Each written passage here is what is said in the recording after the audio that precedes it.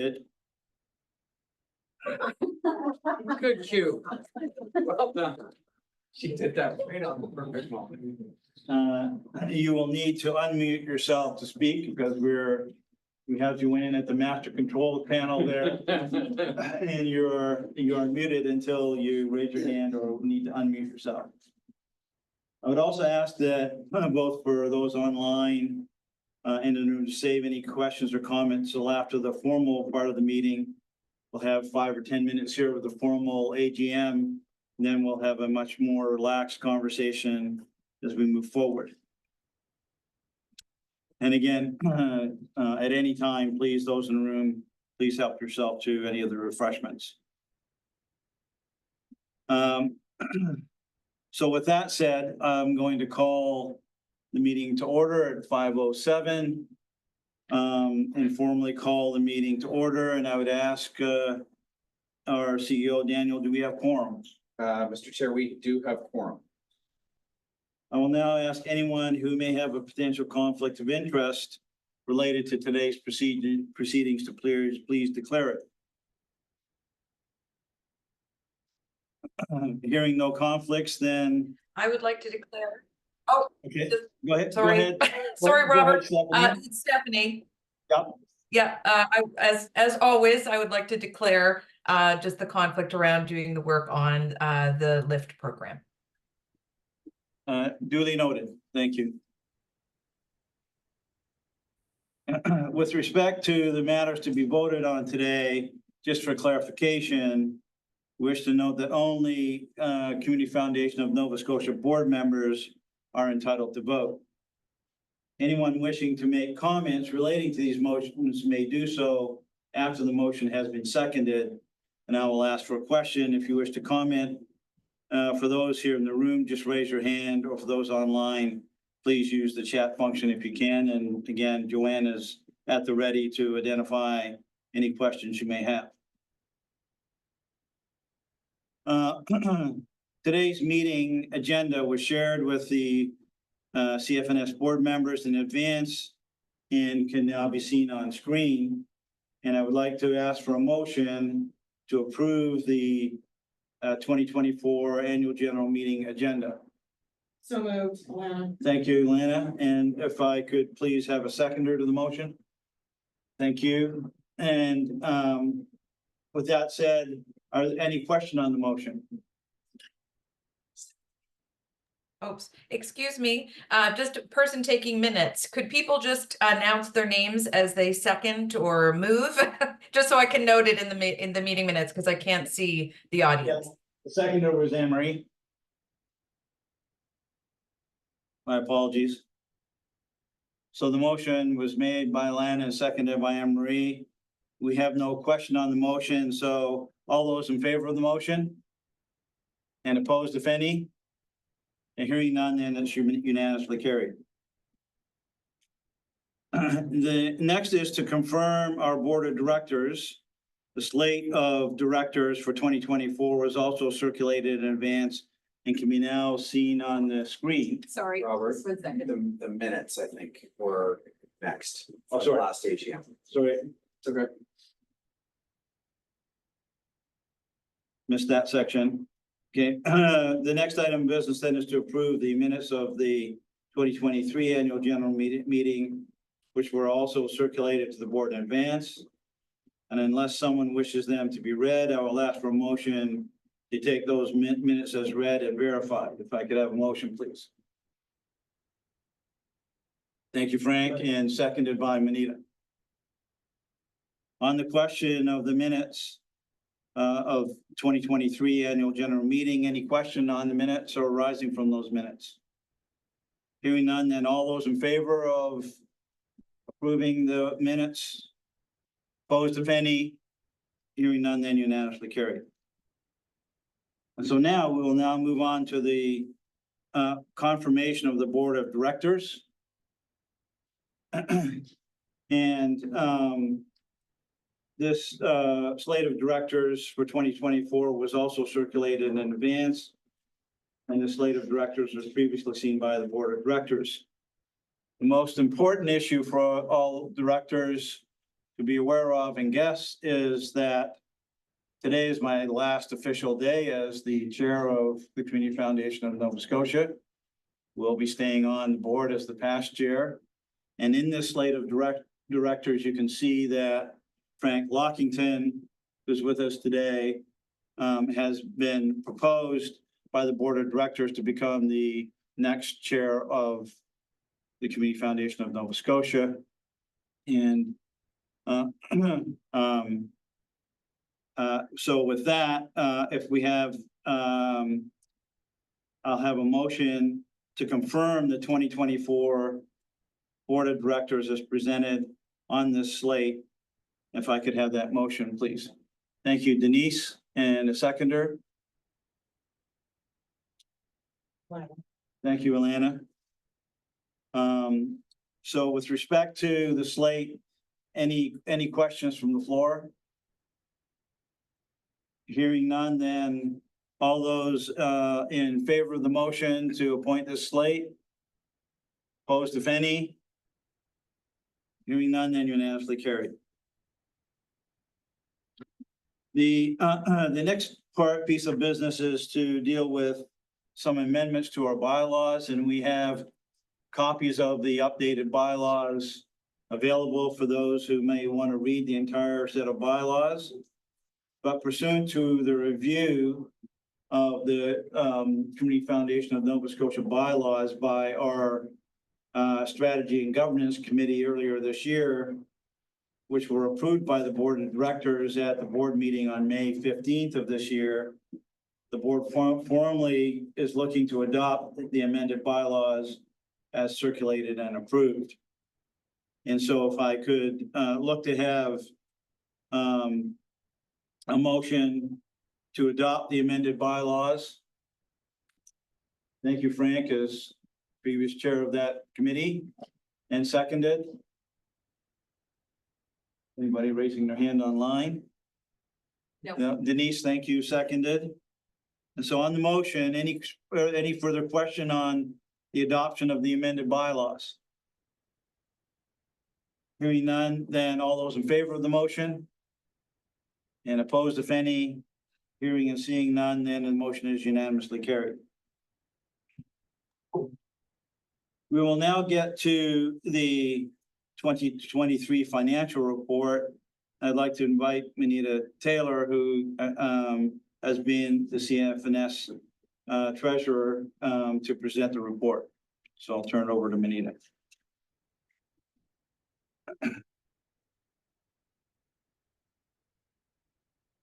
Hi, everyone. So for this part of the AGM, we'll discuss points from our audited financial statements. Our financial statements were audited by Malls T. Sweeney Limited, and both the audit report and the annual financial report were circulated to our board in advance. Our statement of operations and changes in net assets reflects key activities from our 2023 year. CFNS continues to increase fund growth with overall funds received of 12.6 million. This includes 9.1 million endowments and 3.5 million of restricted funds. In expenditures, we had another great year of granting with over 3.8 million being allocated. Our investment income is showing overall income of 865,000 and an increase in the fair value of our investments of 1.6 million. Overall, the organization is reporting an increase in net assets of 10.6 million, with the endowment fund representing that increase. This represents an increase of 22.4 million over the past 7 years. It's very impressive. Operationally, our organization had an operating loss of 29,000 this year. We utilized funds from our operating reserve fund as we continue to invest in the growth and the future of CFNS. CFNS has consistently applied the accounting policies in accordance with accounting standards for not-for-profit organizations as it had in previous years. I would like to extend our thanks to Brenda McLeod, our contracted CFO, and our auditors, Malls T. Sweeney. We're very appreciative of their work with CFNS again this year. So at this time, may I have a motion to approve the audit report from Miles T. Sweeney and our annual financial report for the fiscal year 2023? I don't see anybody. Can you see anyone? Okay, Anne Marie? May I have the motion seconded? Michelle Sampson, a second on the screen. Motion carried. I'll now pass the podium back to Robert.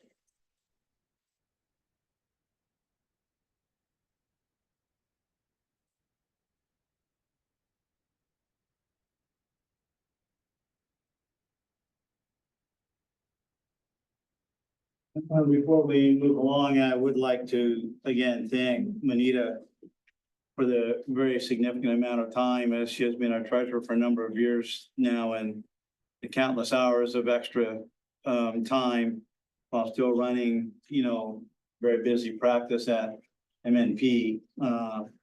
And quite frankly, it's way above the call of duty, the things that she's done for us over the past years and has continued to do this year, and in full support of the audit and working with the audit team and the internal financial team. And again, guiding us through some changes to that team this year. So thank you, Manita, for not only the time and effort as treasurer, but also for your guidance and review of our fund statements and so much more. I mean, when we are left as the stewards of the endowments, financial integrity is essential to what we do. And we wouldn't have the systems, procedures, controls, and balances that we have today if it wasn't for your support and your leadership. So thank you very much.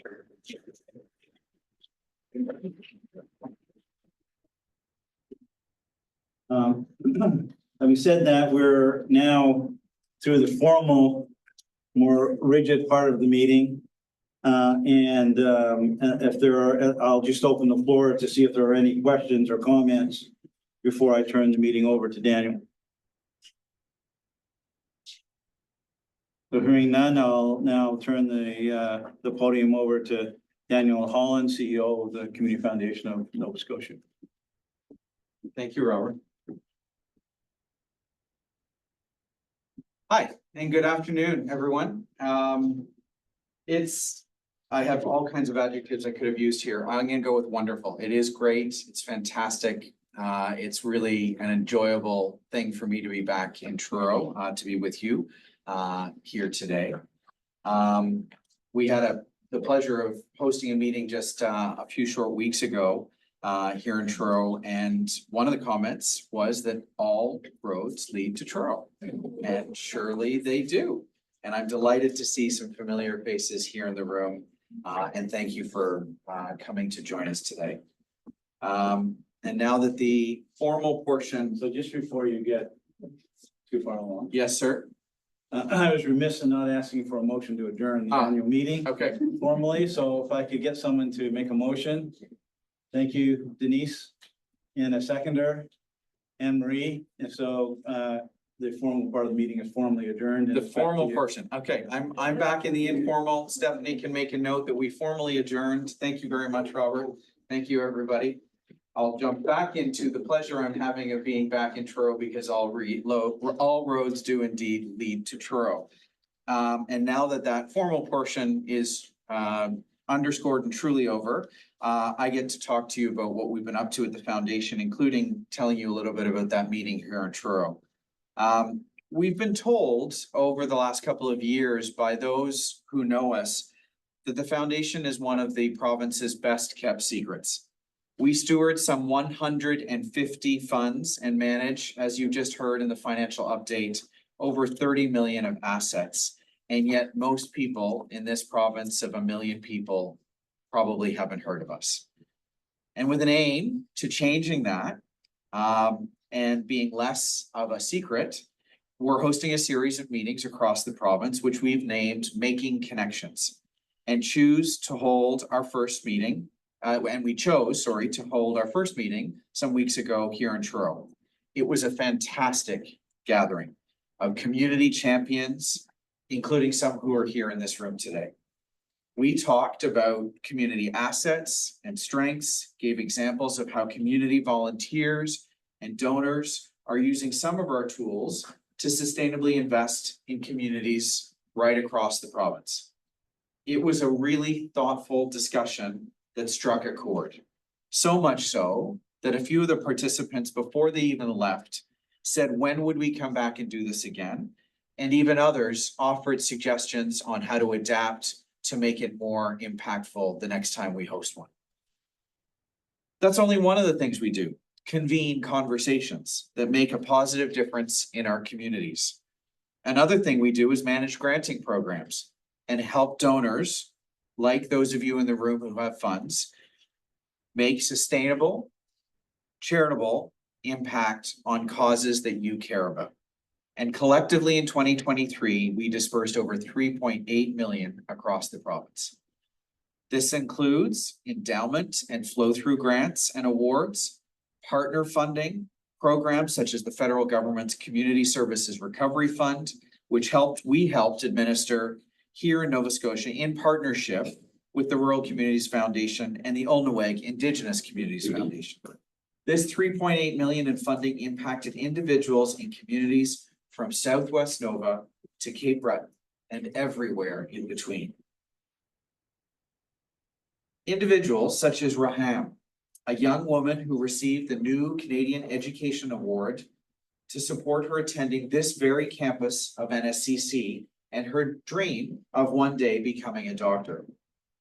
Those who have benefited from supports offered by the Antigonish Affordable Housing Society, which aims to break the cycle of poverty vulnerable people find themselves in and improve their quality of life through community-supported affordable housing. And the elderly and immune compromised and ill patients with poor circulation who were able to receive essential foot care clinics run by the Victorian Order of Nurses in Shelburne and Yarmouth counties that might otherwise have seen them admitted to hospital. These funding examples, this kind of funding supported a variety of priority areas from education to health and social welfare to the arts, culture, and the environment.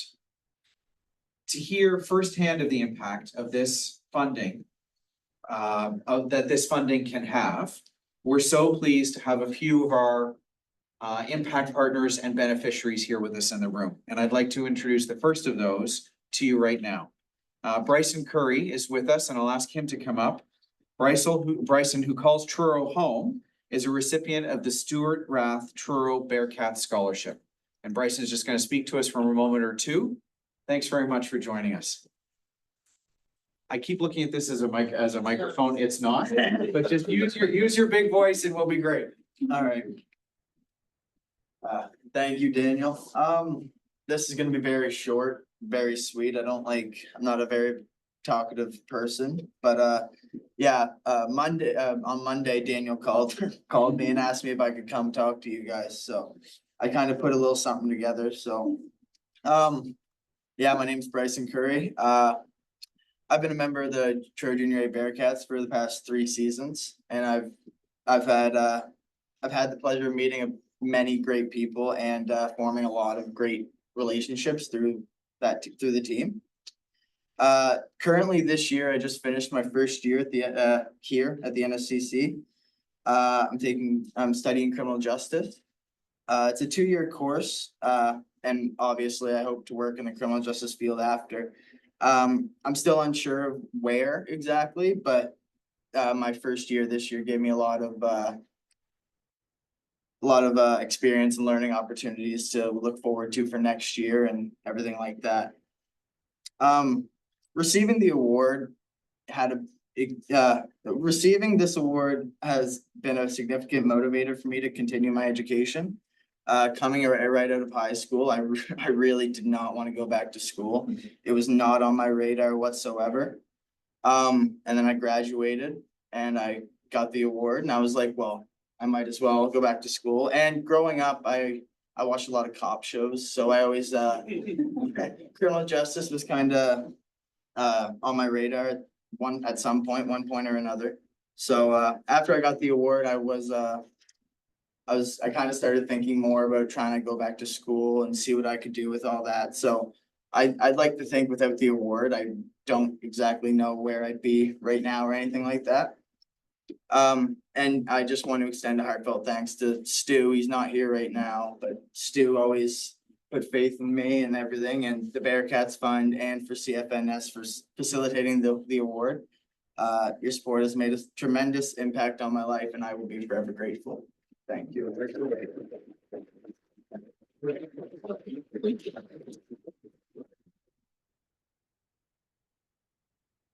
Those kinds of impacts that Bryson just mentioned, we at the office and some of our board members get to hear about. I won't say every day, but certainly every week or so, we hear one of these stories, and they are they're genuine. They're stories like Bryson's, who has made a decision to decide what field of study and to continue studying. And it's just a true pleasure for us at the Community Foundation to be that facilitator and that enabler of that kind of impact at a very local level right here in Truro.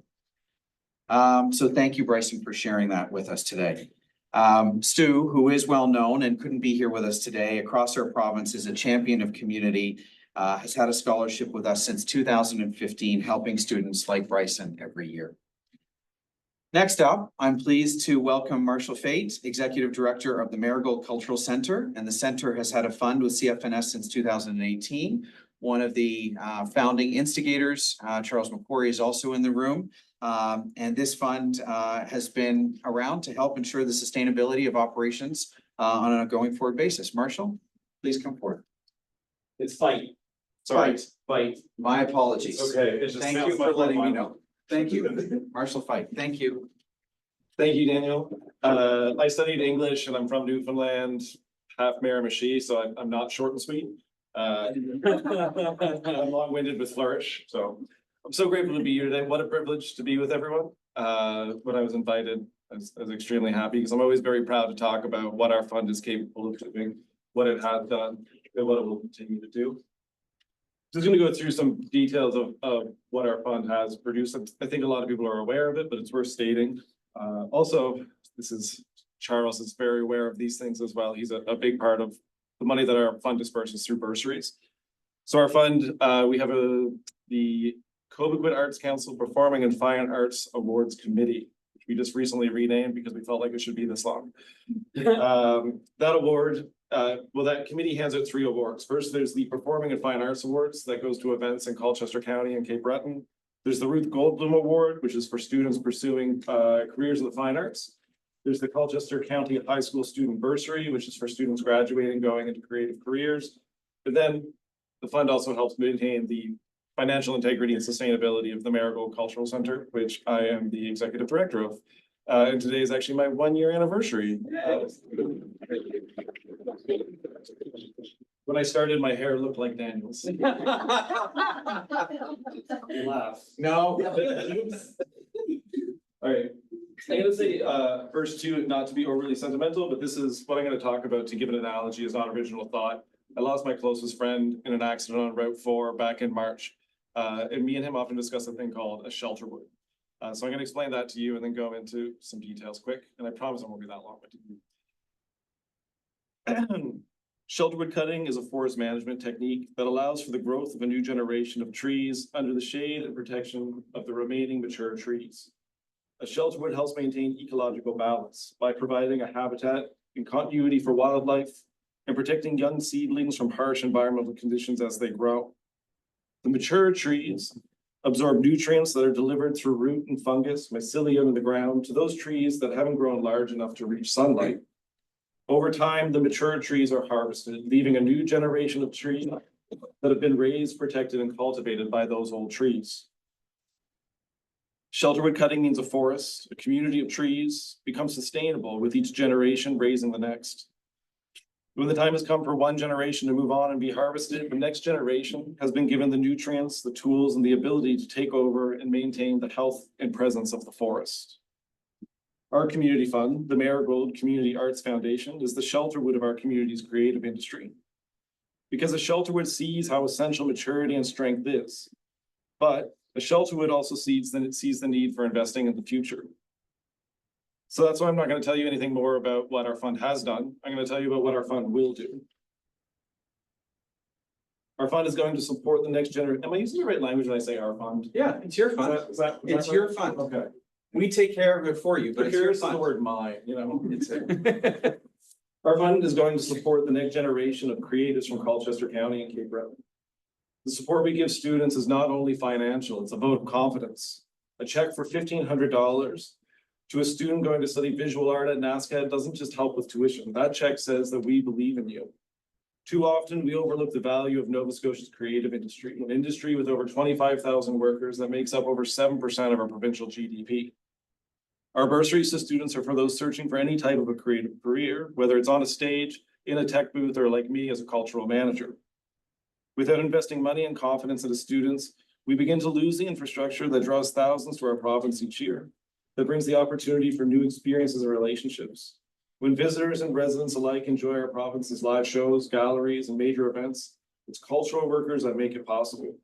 If we don't create the opportunity for students to build the skills to sustain this industry, we lose not only live events, but the moments that bind us into a cohesive community. We lose the draw of events like the Nova Scotia Stampede that bring opportunity and invest in economic prosperity. The arts are not just an industry of entertainment and feeling good. The arts are the physical manifestation of our community's soul. Our investment in students means that soul can continue to have the resources that it needs to thrive. We're going to soon see our bursary have discussions about broadening how we disperse money into our community, which is sort of news to Charles because we're talking about the next committee meeting. Like getting ahead of myself because I get excited.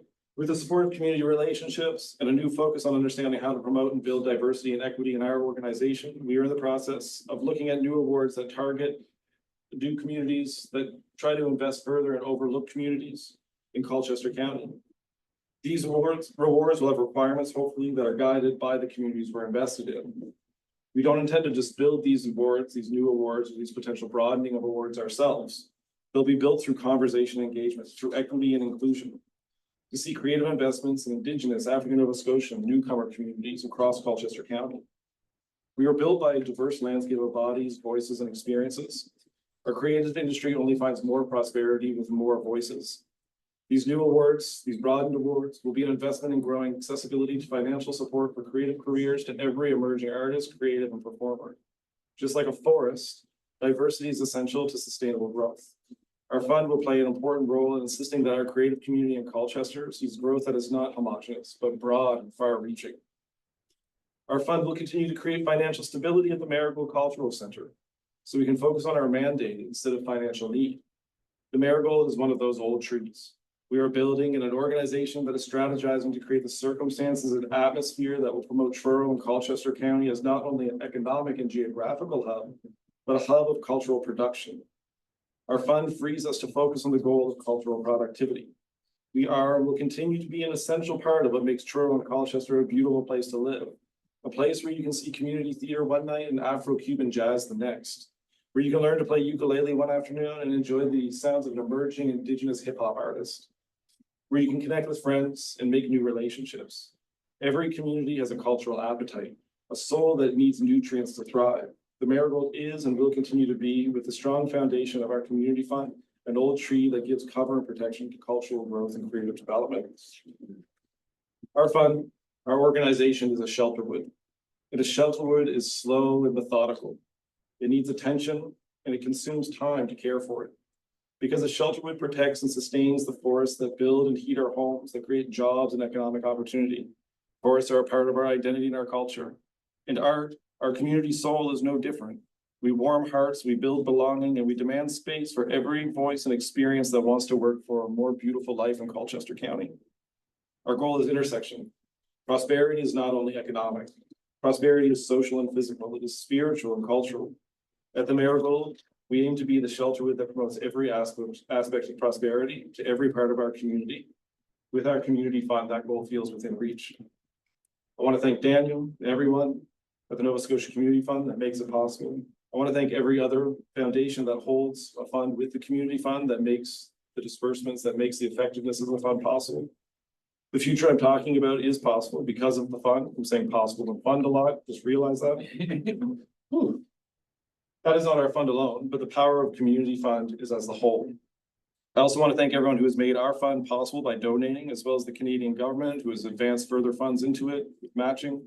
I also want to thank those who went before me to create the Shelterwood that let me grow, who created and supported our fund, who took the access to its resources, and those who continue to manage and support its growth. We are not novels, but eternal narratives handed one to another. Without the work of everyone who went before me, I wouldn't be talking about the future. So now I'm going to do something really corny that drives some people nuts, but I think it's beautiful and wonderful to do together. To close, I'm going to do what Mr. Rogers did when he received his Lifetime Achievement at the 1997 Emmy Awards. Will you take 10 seconds of silence with me to think about the people who created the Shelterwood that gave you the space to grow to who you are today? We'll take 10 seconds of silence to think about those people, and I'll watch the time.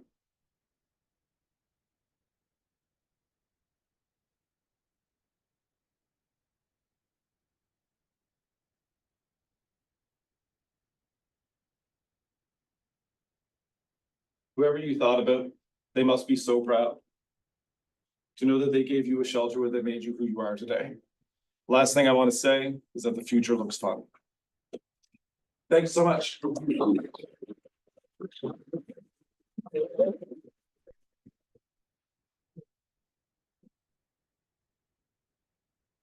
Bryson, I'm smiling because you said, why don't we allow you to come up and speak first? Because it would be hard to follow on some of the other stories. That's a great example of Marshall hitting home on so many levels. Bryson, I'm only drawing you out because you called it. There are some great people and some great stories. Yours is fantastic. Marshall, thank you for sharing that. I've used a metaphor of forest before. I've never heard the term Shelterwood, so thank you for that education today. That community of trees and that maintaining of health and presence in a forest, a community is so important and integral to what we do right across this province. And your investment, your view, the metaphor, and really presenting that as thinking about the future and not just where we've come from is inspiring. So thank you for all those examples. In this room, I have no doubt that everybody's been to the Marigold Centre. For those of you online or seeing this recording later, if you haven't, I encourage you to take in a performance. It's a fantastic venue and more. It's a community hub that brings people together, as Marshall referred to, of all ages, for enjoyment, for workshops, for connecting, and so much more. Our next speaker, not to be outdone by any of the previous speakers, and if Marshall got me close to wet eyes, I know that Alana will probably get me to wet eyes before she's done, is no stranger to many. Yeah, exactly. Well, no, that's not true. When you tell inspiring and touching stories, maybe. Our next guest speaker is no stranger to many or any of us in the room or the Marigold Cultural Centre, having sang and acted at musicals and shows. I now invite our very own member of the board, Alana Hirtle, to provide an update on a milestone celebration that took place this past weekend, starting on Friday. Alana? Yeah. Over to you. I'm not gonna stand at the podium. That's okay. I'm not really a podium girl. Okay, can y'all see me though? Hi. Okay, wonderful. You'll hear me. That's okay. I went to our Rotary Club meeting on Monday and I said, so what'd you guys do this weekend? And everybody laughed. Because they knew I was busy. So thank you for the opportunity to say a few words about Portapique. One of the hats I wear is a member of the Rotary Club of Truro. I am a past president, and in the spring of 2020, I was the vocational chair on the board, and I was also the training chair for the district, Nova Scotia, Prince Edward Island, Newfoundland, Labrador, and Saint Pierre Miquelon. So busy. One of our Rotary Club of Truro members, Andrew McDonald, was involved in the shooting. Thankfully, he survived. So Rotarians are people of action. In the hours following the shooting, and literally hours, we had an executive meeting, decided we were doing something, had no idea what. We struck a committee, and and began the process of researching what help for the community might look like. Andrew jumped on board less than a week later, said, I'm doing this with you. Due to an untimely restructuring of our charitable trust merging with a third-party foundation, we weren't at a level where we could provide tax receipts. And we knew we'd have donations coming in. So I reached out at that point to a past district governor with Rotary, Louisa Horn, who and said, what do I do? How do I make this happen? And enter Stephanie Clark.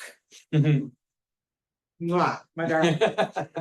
We had this crazy, I don't know how many hours long conversation by phone on May 1st of 2020 about what we would do. And man, I wanted to put up a peace center. We were going to have scholars. We were doing it all. And she got right on the cart and went along with me and didn't tell me I was nuts. And it was phenomenal. So Stephanie offered the We Rise Again Fund for our use at the time to enable donations and receiving purposes, which really enabled the project to begin. In May and June, we had front porch chats, which is kind of hard to say, but we wanted to really hear from the community what they felt they needed, because I didn't want to be the person to come in and say, here's what we're going to do for you, because really we didn't know, nobody knew.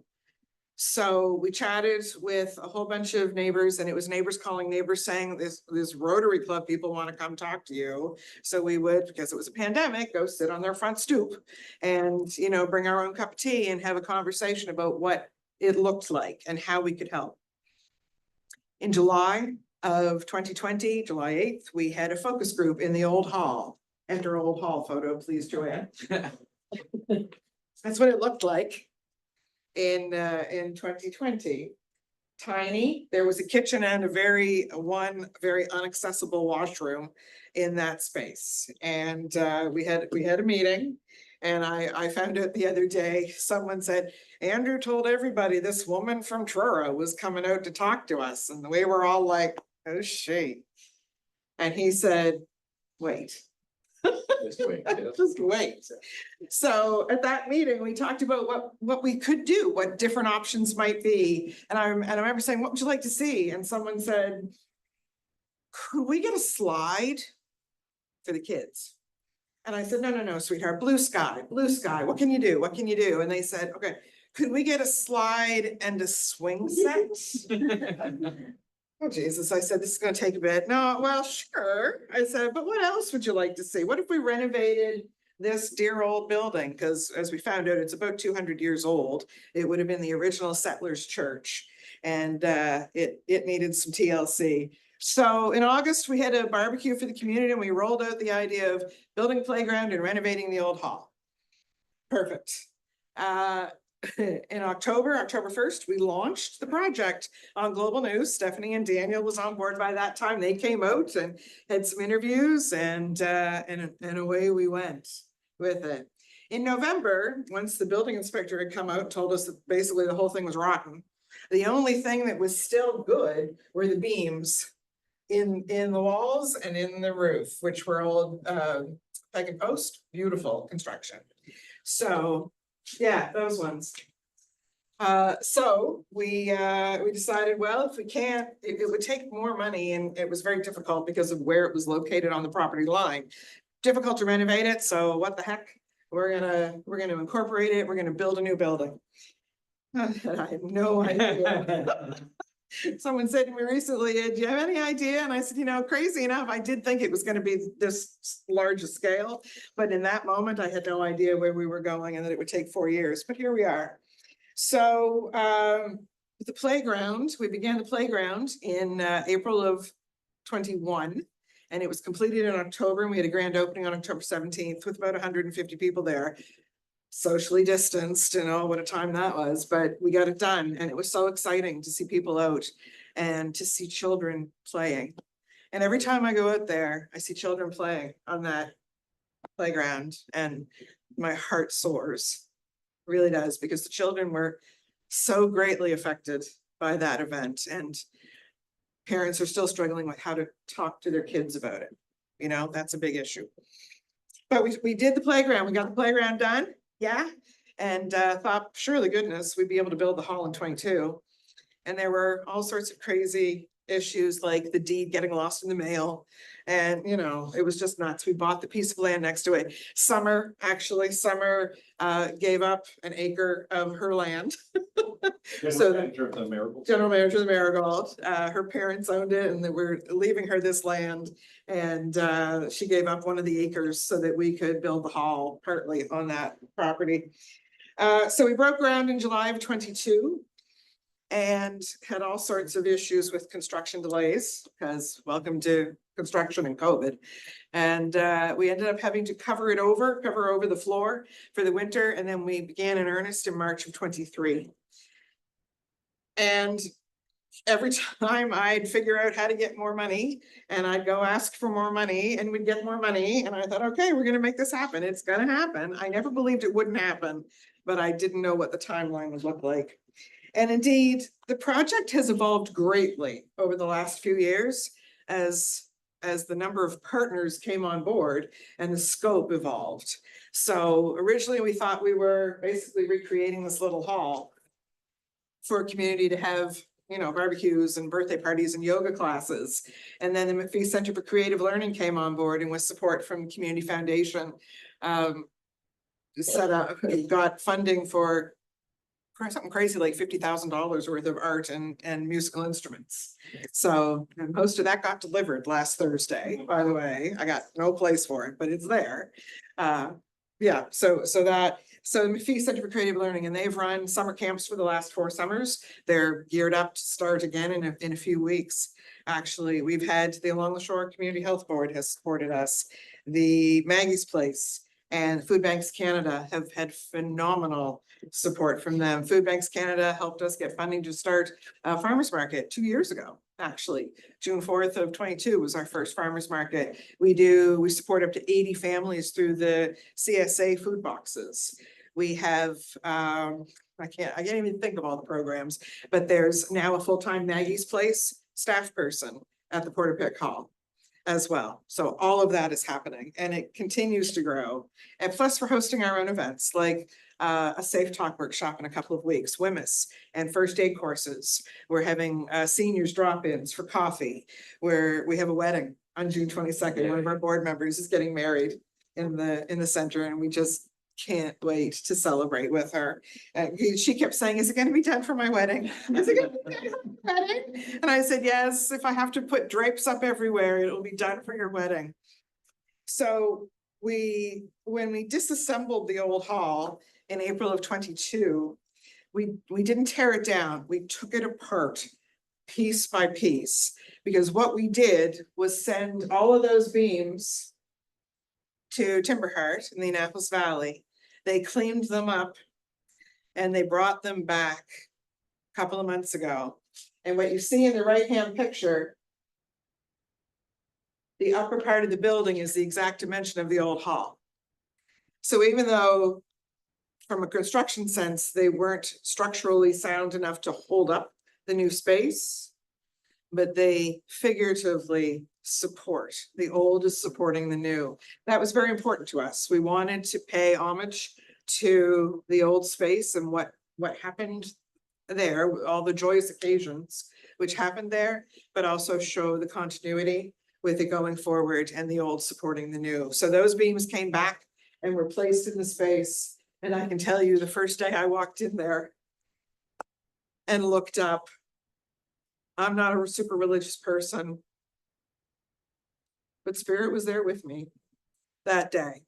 I could feel the presence, and it is an amazing feeling. So we transitioned from the We Rise Again Fund a couple of years ago now, I think, and created our own Portapique Community Build Up Project Fund, so that we can allow them to use it, of course, for disasters, which it has been put to good use last year with the Shelburne fires. So over $200,000 has flowed through that community foundation account.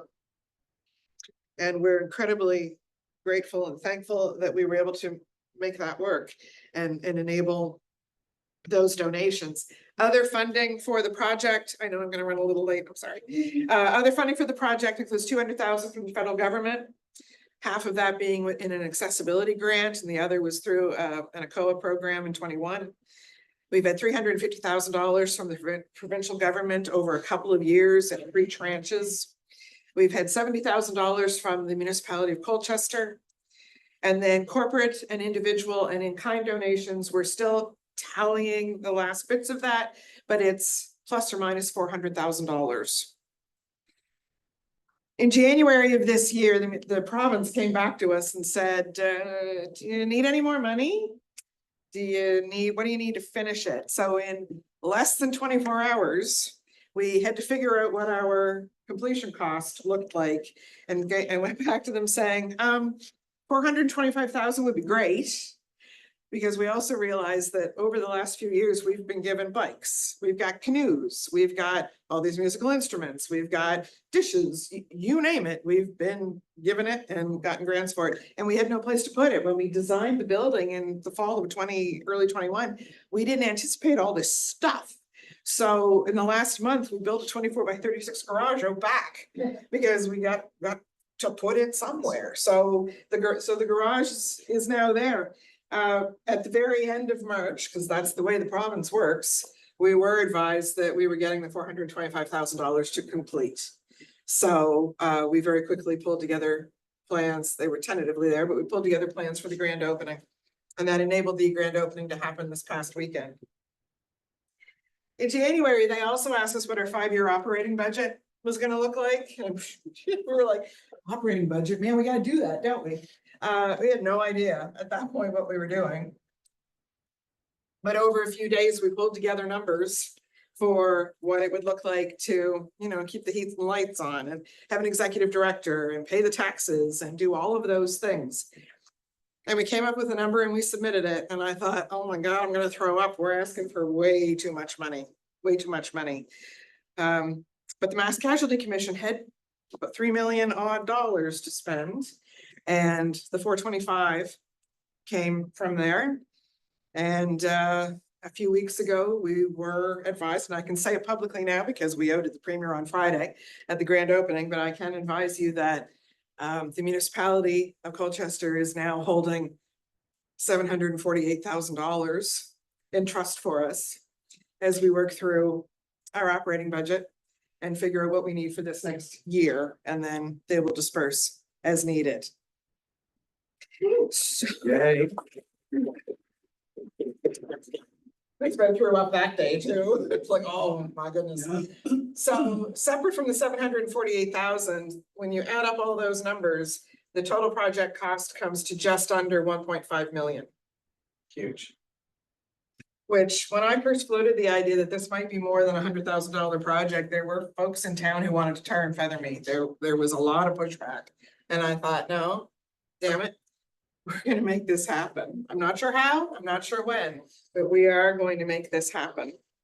So here we are behind. So we've got the trestles, the pavilion trestles. We were actually there for our community event in September when those went up, and the beams are on the right-hand side. Can you show the next photo, please? This is what it looks like. Not too shabby. Yay.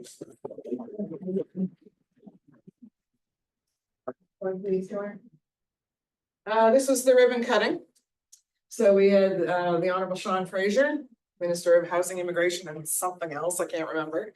The Lieutenant Governor, his honor, my gosh, what fabulous people they are. They came and the moment they got out of the car, they threw their arms open to me for a big hug, and we just cried, and it was wonderful. That's little Hannah Mersbach, who's 4 years old, who was the youngest person in the community, and she cut the ribbon on Friday. And then the community opening on Saturday, the oldest person in the community, who's 92, cut that ribbon on Saturday. And then Erin McKinnon is holding the biggest scissors I've ever held in my life, but another issue. Yeah, so Erin has been an amazing community leader and has really rallied everyone to the cause. Andrew McDonald, my brother from another mother, is there next to her, and president of the Portapique Board.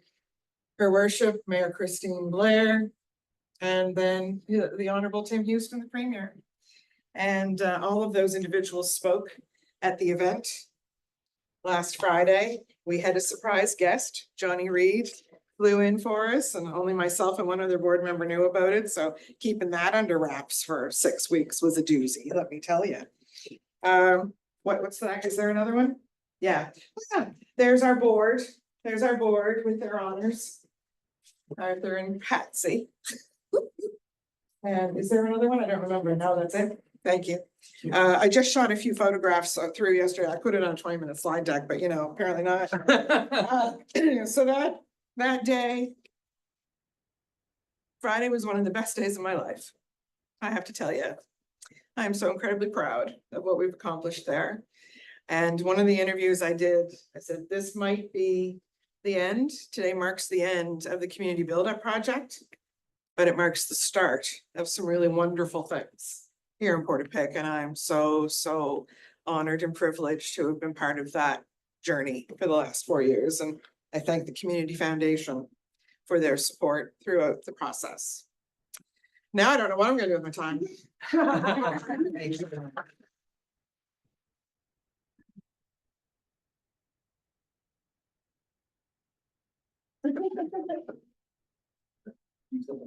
Yes. I'd just like to thank each of our speakers with a little memento, so I'm gonna pass this on. Thank you so much. Thank you so much. Thanks, Marshall.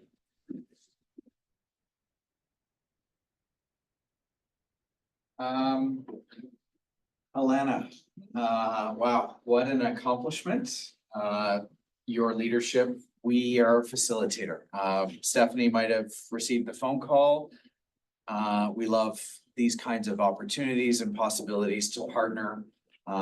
It really all happens because of community guardians, community champions like yourself, the involvement of organizations like Rotary, the trustees of the board and the community, and everyone who became involved to see the community space come to life. And it's been a journey of healing and hope, and we've been privileged to witness it. A few moist eyes today, and I'm sure there was very few dry eyes in the room on Friday. I'd like to move to some thoughts about more generally about the Community Foundation, about generosity that each of these stories has been a part of. I recently read a book that also gave me hope. And it's called Infectious Generosity. The author is Chris Anderson, who's the head of TED Talks. And it's about how generous actions, big or small, can be infectious. And Chris believes that the key to improving our society is to share such stories. We've heard some today, such stories of kindness, and watch the positivity caused by those inspiring actions. He says whether our collective future is a good one or not depends largely on whether the majority of people give more to the world than they take from it.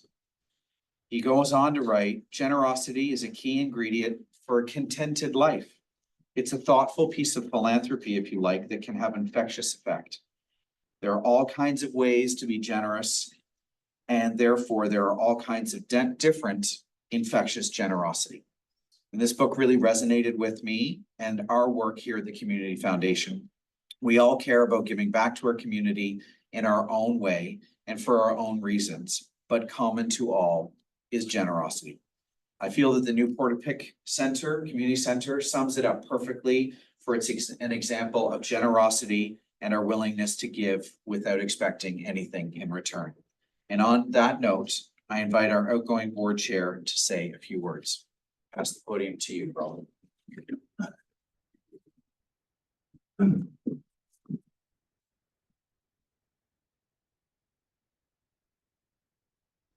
Thank you, Daniel. And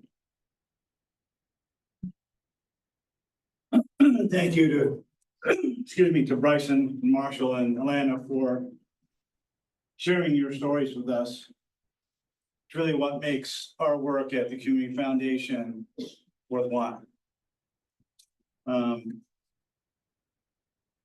This AGM will be my last meeting as the chair of the organization.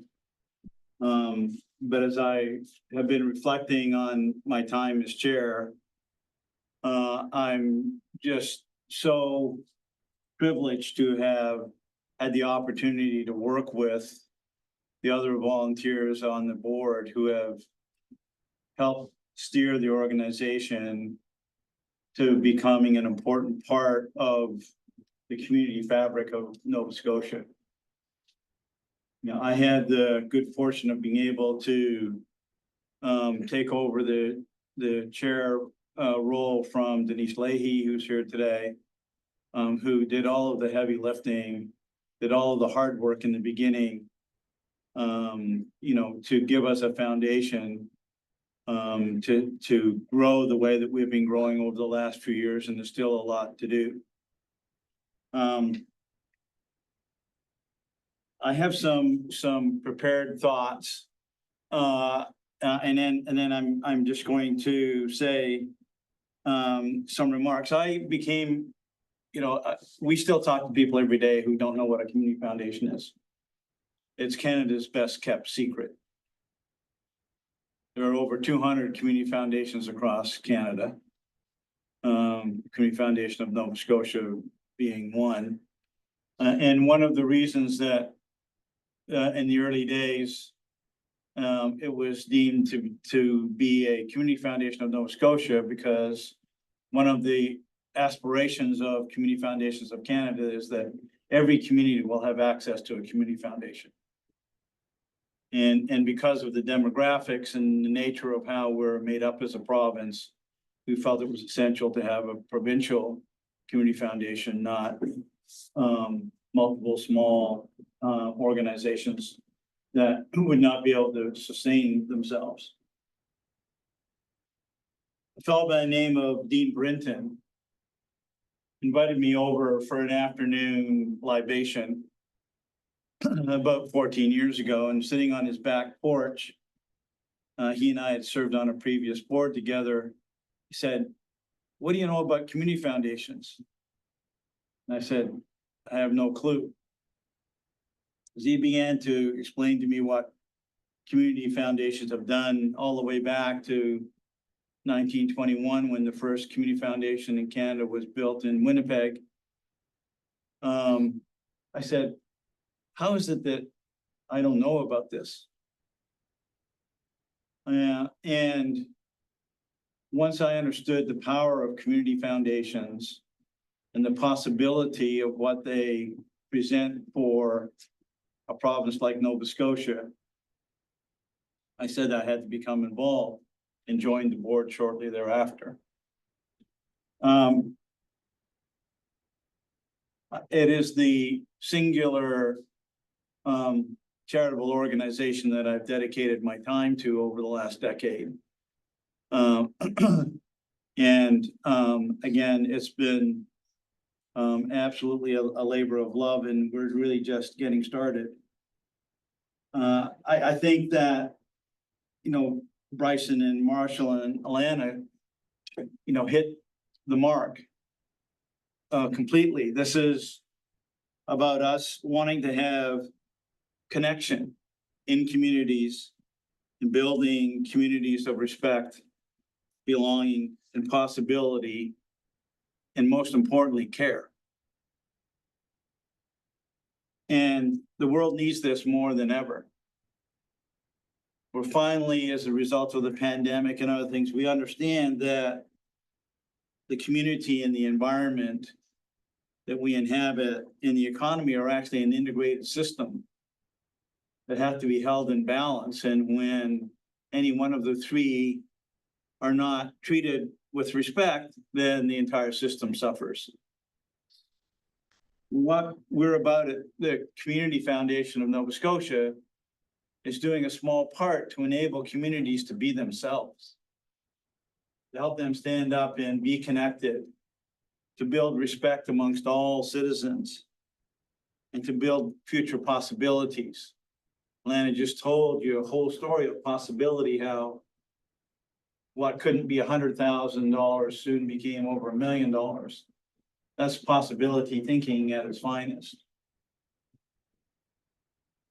You know, Marshall's story also about the trees. I think it's an old Greek proverb that says the most significant thing that any man or woman can do in their life is to plant a tree under which they will not be the beneficiaries of the shade. And I think that's really what we're about at the Community Foundation of Nova Scotia.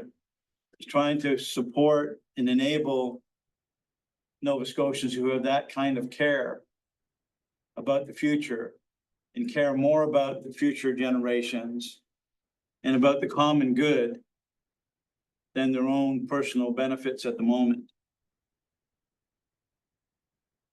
You know what, when we went out in September to visit the new Portapique Center and talking to people here, all of a sudden, out of this tragic event, we found out that the larger community, I heard people talking, it was a food desert.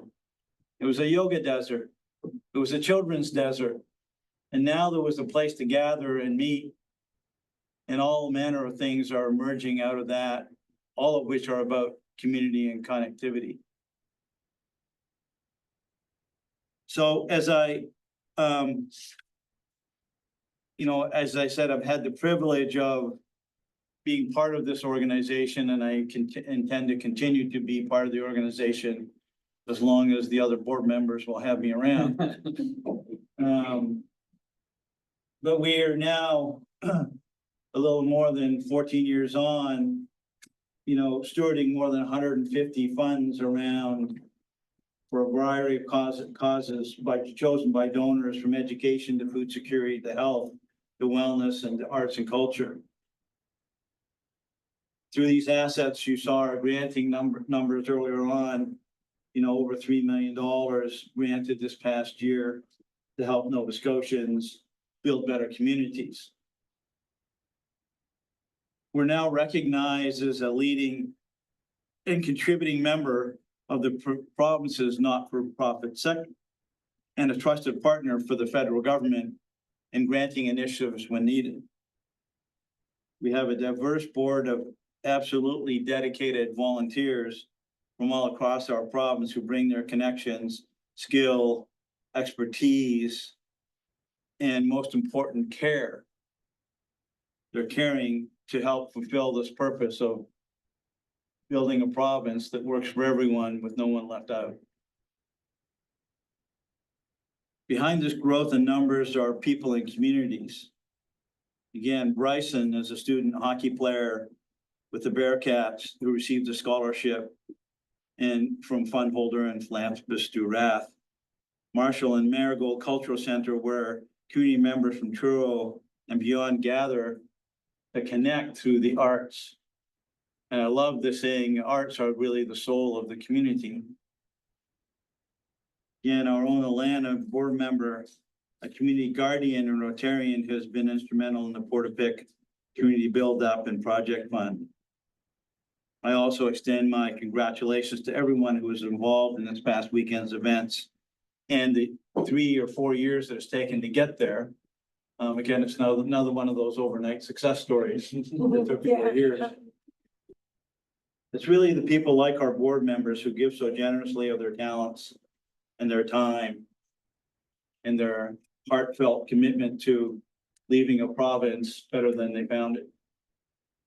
That's what keeps me coming to every board meeting. That's what keeps me talking to other Nova Scotians about the importance of community foundations, and this foundation in particular. And with this thought of building sustainable communities, as I said, I have some fabulous news. Many of you have heard me say, well, we enable effective philanthropy, large and small. Well, today I'm happy to share news that falls into the category of large philanthropy. We'll be making a public announcement tomorrow that an anonymous donor wanting to provide lasting support to vulnerable Nova Scotians has given a record-breaking $8.5 million donation to the Community Foundation. That's right, $8.5 million. This incredible gift, the largest single donation that CFNS has had in its 15-year history, will become a permanent endowment for the community at large.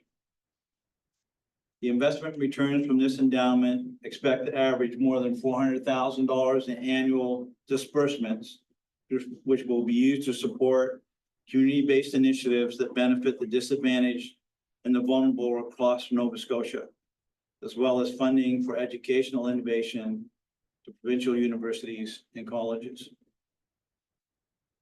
At the Community Foundation of Nova Scotia, we're not only honored, but truly humbled by the trust that this donor has placed in us to steward a fund of this size.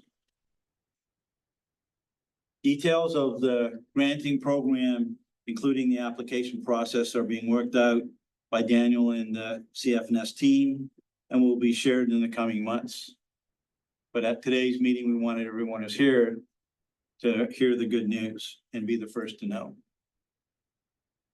We're looking forward to fulfilling the donors' wishes as we do the wishes of all of our donors, donors to their funds that we steward and manage on their behalf, and provide connections to our community and other not-for-profit organizations who can help build stronger, more vibrant communities. We look forward to having an impact in the future for not decades and decades to come, impacting positively the people and the communities across our province. And as you ponder this the lasting impact of this incredible gift, I would now like to introduce to you in the formal handoff to our new board chair, Frank Lockington, to close out the meeting. Frank?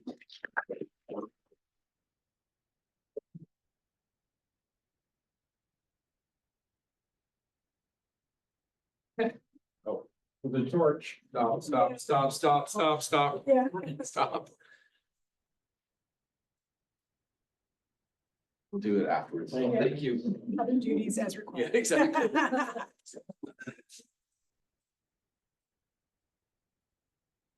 Thank you.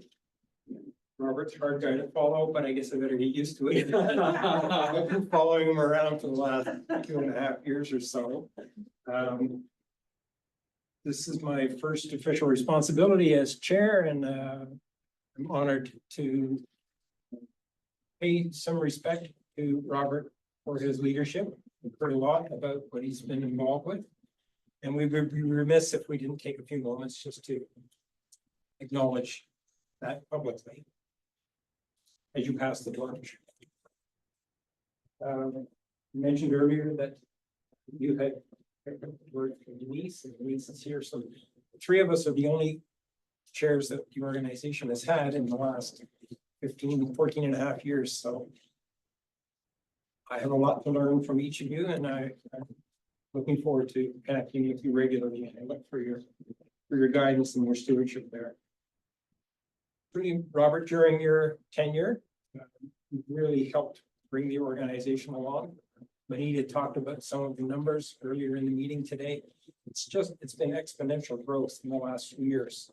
And that doesn't come without leadership and commitment from board members, from donors, from the organizations that we're supporting, and those who circle around and believe in what we believe in. The Community Foundation model is a very strong one. So this from a guy who's pretty busy. He has his own management firm, his own consulting group. He travels all over the world. I've learned that before you call him, it's good to text because he could be asleep on the other side of the planet, and you might not want to wake him up. So, his passion for the organization is evident by his remarks a little bit earlier, but I just wanted to read some of the comments that some of your colleagues from the board have mentioned, and I'll share those with you. This from your colleagues saying, I was always impressed by Robert's commitment to the vision and goals of the foundation and how he brought his significant leadership skills to expanding involvement of communities across Nova Scotia. The foundation has been incredibly fortunate to have a chair with this extensive business experience, as well as a deep interest in the welfare of others and his ability to work with others to get things accomplished. I was impressed with how conscientious Robert is. Every decision is well thought out. And I'll add that comment, how inclusive he is in his consultation with the rest of the board. As we make decisions, we make them together.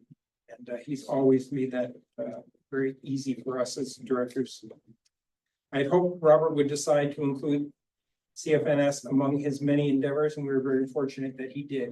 It's been a pleasure to have him as our chair over the last few years. Robert's influence has helped us to grow to where we are today. I've always felt secure in having Robert as a chair, especially in his stewardship and investing of our funds. Robert always makes you feel known, feel and know that he cares, and he does. I speak on behalf of the board of directors, the staff, our donors, and the many charitable organizations who benefit from your leadership. And thank you very, very much for helping our organization move a little further along and to become where we are, and to lead me with an organization that is poised to do exponential things as well. So thank you.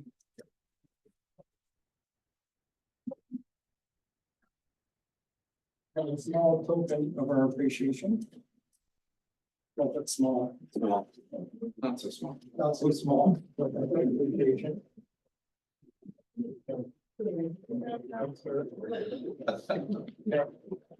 Now we have to take. We have a bit more. We might do it when the lights come back up as well, but I'll get one right now because you're kind of half in the lights. Thank you. Thank you.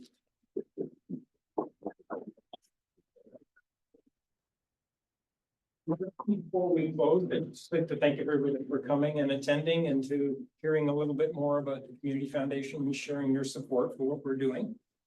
I'd like to specifically talk to our board members who I've had the opportunity of working with for the last couple of years, and just to thank you for your confidence in putting my name forward to help lead this organization. It is not a one-person show. This is, all of us are collectively involved with this.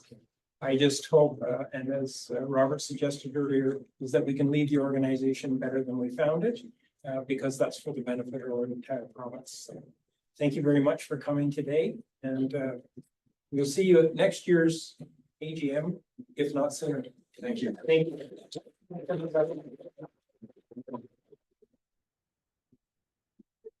For those of you online, I'm just gonna leave the Zoom. Thank you for joining us.